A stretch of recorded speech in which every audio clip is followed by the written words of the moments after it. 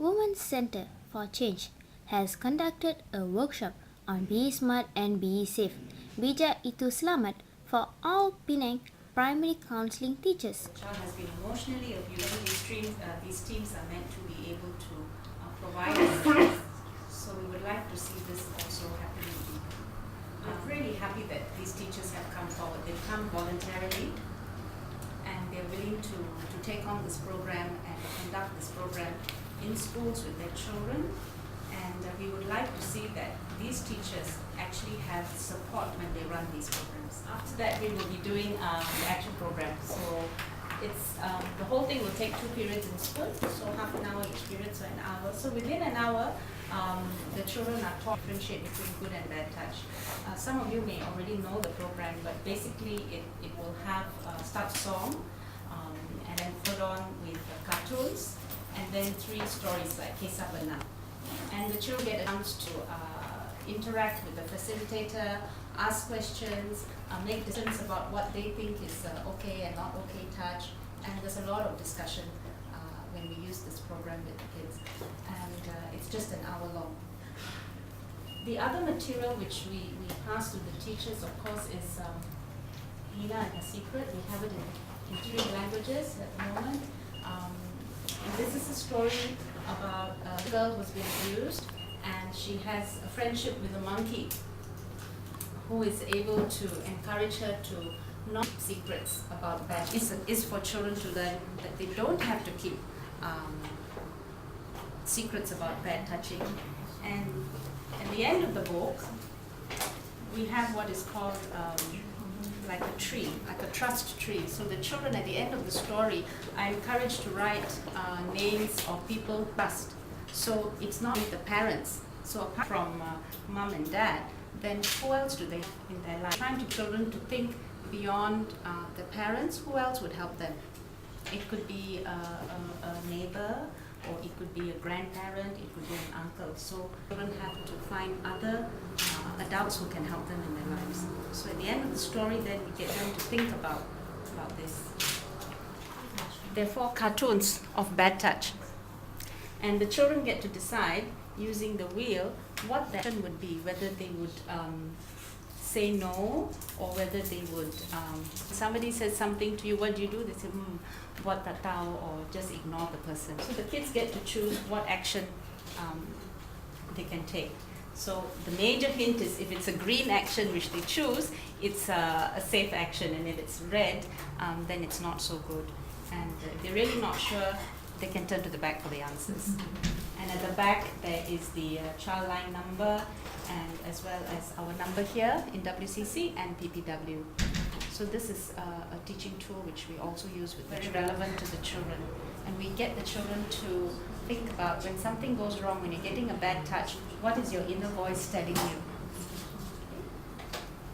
And for the teacher, so all this is material for the kids. So for the teacher, they get this book, which basically is divided into 3 main sections.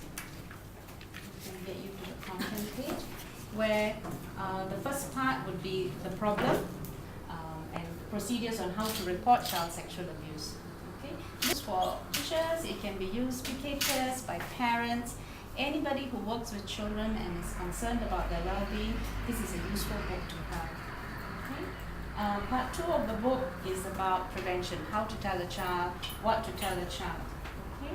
Part 3 looks at games and activities which one can play with the child. So if you've used this already, and if you want to use, let's say, puppets to talk to a child about personal safety, or you want to use role play about personal safety, or you want snakes and ladder to children about personal safety, so many ways.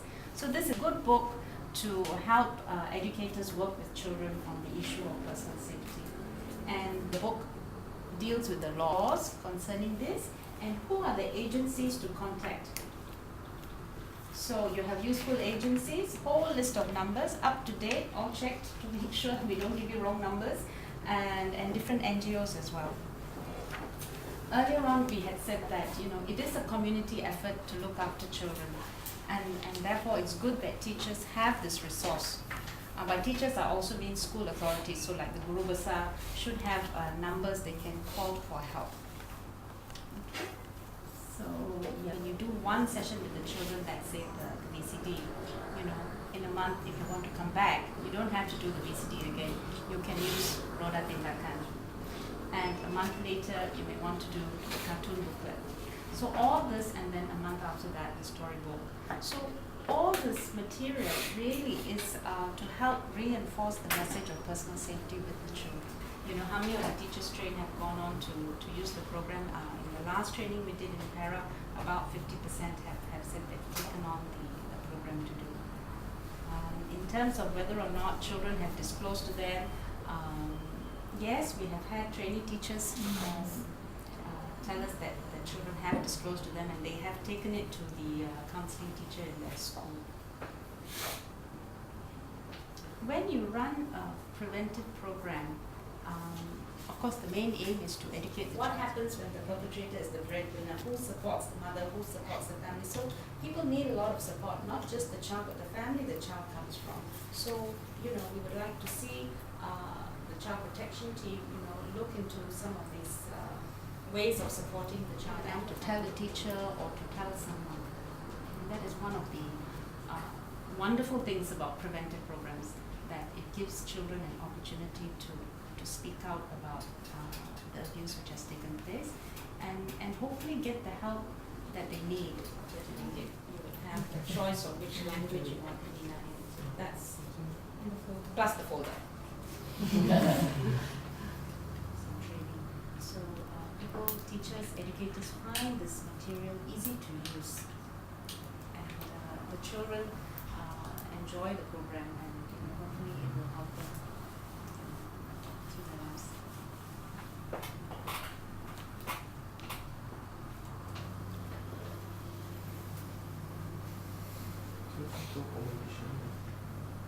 So I suggest you put 35 because Yeah. you put $5 plus this phone. Yeah. So the package is 35 ringgit including postage. Yeah. We're empowering the children, not by what Premier is saying. We're basically empowering the children with our preventive program. And we're empowering teachers, to know what to do if the kids go and there's a disclosure. And then that's the greater level, the agency response. And so that's where we're saying that, the Child Act under Section 7 actually says there should be child protection teams. So the question now, if we are doing this as NGOs, then the government has a greater role to have an effective child protection team so that they can respond. Because teachers want to help. Child is, if they're in trouble, therefore teachers as adults, we are trying to protect children. And therefore, then where is the next level we want to go to? So really, in Penang, we are determined. So here is one level we're working with teachers, We are also working with welfare department, hospital and all that. But we really are looking forward towards an effective child protection team for the state, if not like it is in the Act, so it should be everywhere in Malaysia.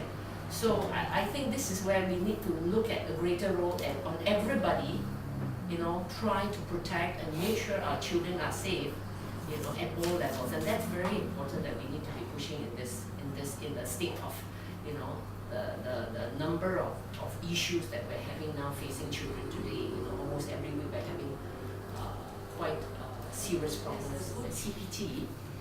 It actually means that it's an effective, and NGO anytime would want to work complementary with these teams because we are doing preventive work.